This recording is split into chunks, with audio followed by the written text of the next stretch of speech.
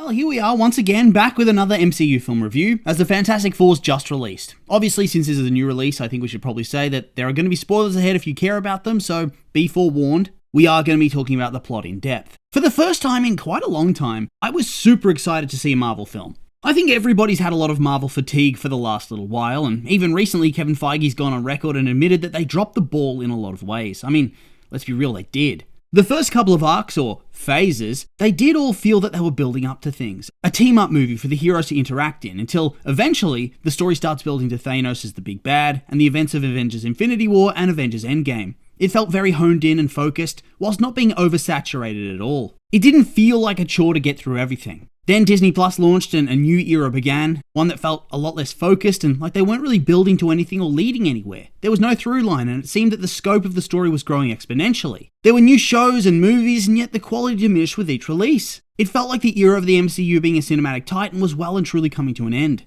Eventually, I fell off the wagon and I stopped caring so much, and it wasn't until this year that the fire well and truly came back. First, there was the release of Your Friendly Neighborhood Spider-Man, which was incredible in my opinion, and Daredevil Born Again, which was another step up, a massive return to form, and one that actually took place in the mainline MCU, as opposed to a spin-off universe like Your Friendly Neighborhood Spider-Man. This in turn made me more eager to see Thunderbolts, but I still had a few doubts coming in, which were massively washed away by how good that movie was. It's a shame that it didn't do all that well at the box office, but in the end it's their own fault. They should have called it the New Avengers from the beginning.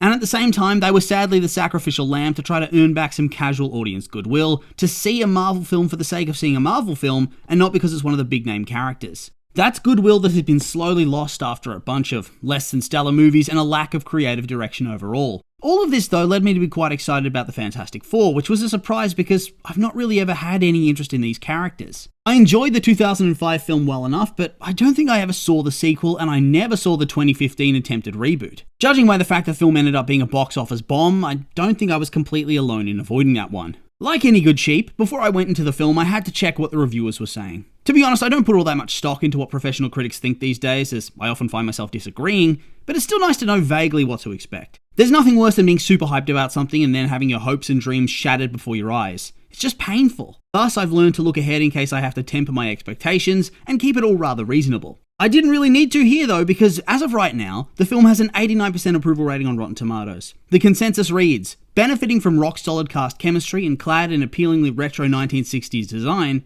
this crack at the Fantastic Four does Marvel's first family justice. So it's not quite on the level of the Thunderbolts, but it's not too far off either. Are we back? Is the quality going to be on a consistent turnaround from this point onwards? I certainly hope so. I mean, the next films we have are Spider-Man Brand New Day and then Avengers Doomsday, so they kind of have to get these right. It's pretty crucial to the future of the franchise. I also think that consistently good reviews might lead to an overall bounce back in the financial fortunes of the MCU, where historically, pretty much anything they made could rake in the money, not just the big names. As for how this movie's tracking, I don't actually have any numbers as of right now. It's still early days and I saw it when it opened in Australia. On top of that, there are a wild range of predictions for its opening weekend, so it's hard to gauge how much money it's going to make, but it's probably going to have some holdover competition from Superman, which only came out 2 weeks ago. I do think it's going to do a lot better than both Thunderbolts and Captain America though. I don't think it's going to lose money or barely scrape by. I think it is going to be a success. I'm just not sure how much of a success. Okay, so I went and saw the film and it was great. I don't think I'd say it was as good as Thunderbolts, and to tell you the truth, I actually enjoyed Superman slightly more than I did this film, but at the same time, the fact that this film can be as good as it was and yet is only my third favourite of the year says something about the quality of superhero films at the moment. Let's just all ignore the existence of Captain America Brave New World when we talk about the 2025 redemption arc of superhero films, shall we? Before we get stuck into the good and the bad with the narrative side of things, we should probably talk about a couple of the other film elements so we remember they exist at all. In terms of the design and aesthetics, the film is truly in a league of its own. I love how it balances that sort of goofy 60s sci-fi vibe with the traditional sci-fi elements too. The difference between the Earth of the Fantastic Four and then Galactus' spaceship is stark, and it works so well. Their world is so clean and pretty and vibrant, whereas his is dark and gritty and grim. And it makes him seem all the more alien, frightening, and imposing. Beyond that, the design choices were just also good, from the costumes and the props and the sets. I really love the costume choices for the Four and how they felt like they came out of a camp superhero film from yesteryear. It gave off a lot of the Incredibles vibes in terms of the world they live in, and I think it works wonders in making it feel fresh and unique. Actually, you know what? Their Earth feels like the Incredibles crossed with Meet the Robinsons. The future version of Meet the Robinsons, at least. I think my only major quibble in this department is that they didn't go full 60s with Sue's hair. I just feel like that would have completed the look because they went in that direction with everybody else. I felt the CGI was very well done as well, especially designs for Ben, but also the space sequences, the Silver Surfer, and Galactus. To tell you the truth, I wasn't a huge fan of the way that Johnny looked when he's gone full Human Torch flame on mode, but maybe that's just a me thing. Nothing ever really looked cheap or badly made though, which is good because if it did, it would ruin the film quite a lot. Oh, and I also really enjoyed Mr. Fantastic's stretchy effects too. I feel like that is a place where the film could have come across as very silly and somewhat hokey, but once again, it just looked really good. In terms of the action sequences, they were pretty well done, and I was actually surprised to find that they were a relatively small part of the movie. It really did feel like a return to old school Marvel in that way. Yes, they all had their fight sequences and climactic moments, but at the same time, there'd be a ton of character and world building. That's what this felt like to me. It dialed back on the combat and the action in favour of fleshing out those character dynamics and building as much tension as possible. And I think it pays dividends in terms of the quality of the film, because it lets us see those interactions between the characters play out and lets them flesh out each member of the team with more than just fighting and seeming cool. This ties into another element which I think really helped to carry the film. The casting was great across the board. Everybody understands their character and really brings that X factor with their performances, whilst also having absolutely insane chemistry with one another. It wasn't just one or two dynamics that got time to shine and felt like they had a lot to offer either. It would be very easy to only flesh out Reed and Sue since they're married, or Johnny and Ben since they'd be the off-cut pair when you're not focusing on the main love story. Here though, the script really digs into that full family vibe, and the actors went a long way to really bring it to life in a fun and believable way. The last thing before we dive into the story is the music. I'm not usually somebody who can really absorb the soundtrack very easily on a first watch through, and I have to build up that obsession with it. That being said though, I do think the soundtrack was very good and very epic.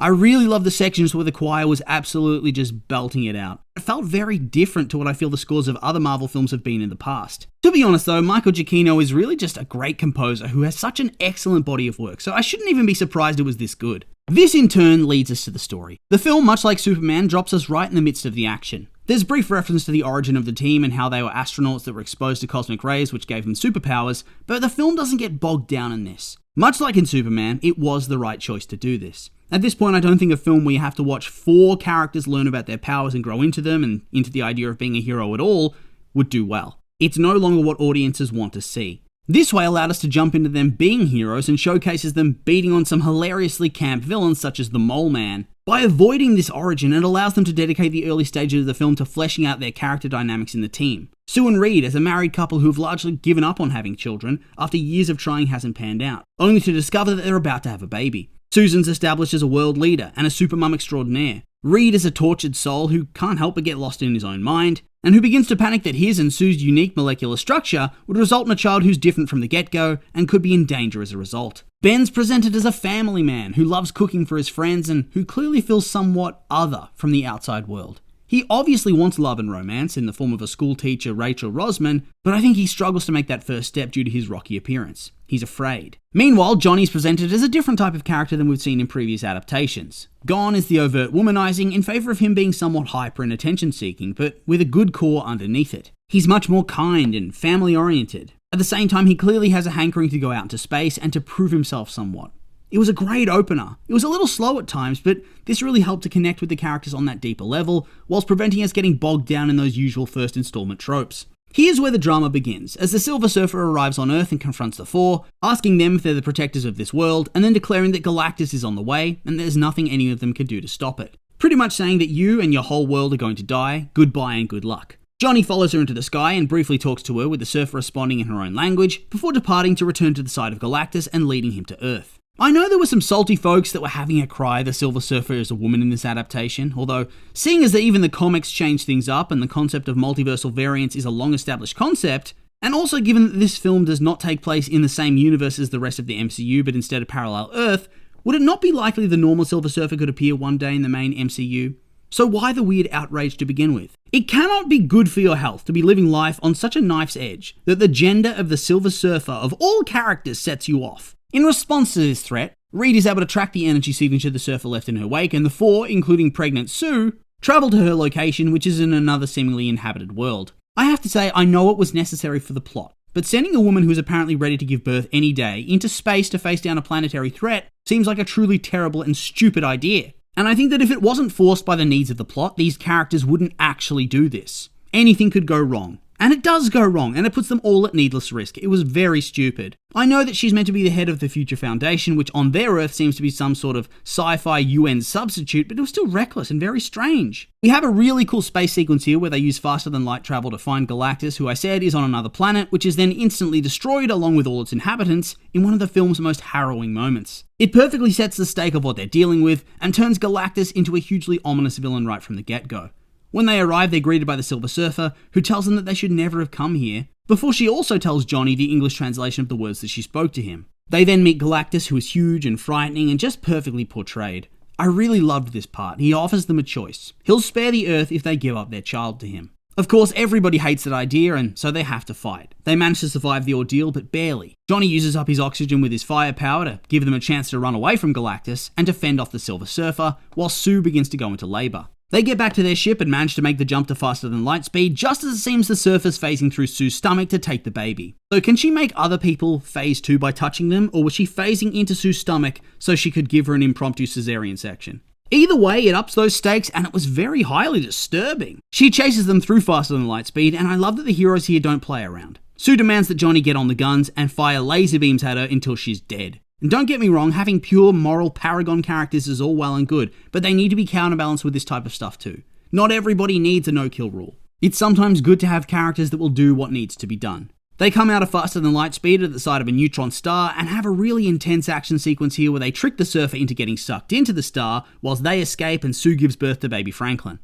Perfect sequence. A healthy dose of cosmic horror with Galactus, the destroyed planet, the neutron star, and the Surfer chasing them as fast as their ship can go and slowly catching up. From this point onwards, the film just has this overhanging dread which combats against the sliver of hope that begins to build once Sue gives her big speech later on. Before we get to that though, we have to deal with angst. The Earth is against them and considers them selfish for not sacrificing their son to Galactus to ensure that everybody else is allowed to continue to exist. Here though, we have a really dark and interesting look into Reed's mind, where it shows that part of him agrees. Even though on an emotional level he is completely unwilling to give up his son to Galactus, at the same time he knows that this is likely the only way for them to stop him. I liked this. So often a movie is afraid of giving characters such dark flaws, or at least giving their protagonists those type of flaws. Usually they give them far more normalized things, being afraid of commitment, being rude or flaky. Here we have a man who, by his own admission, invites darkness into his own mind to figure out how to fix it, and by doing so, he has unpleasant and sometimes evil thoughts that come from the cold and analytical part of his mind, disconnected from emotion.